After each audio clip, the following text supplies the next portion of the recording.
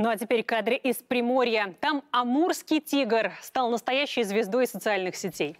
Ролик посмотрели уже несколько тысяч человек, а вышло все случайно. Группа туристов ехала по дороге через лес, как вдруг люди заметили движение.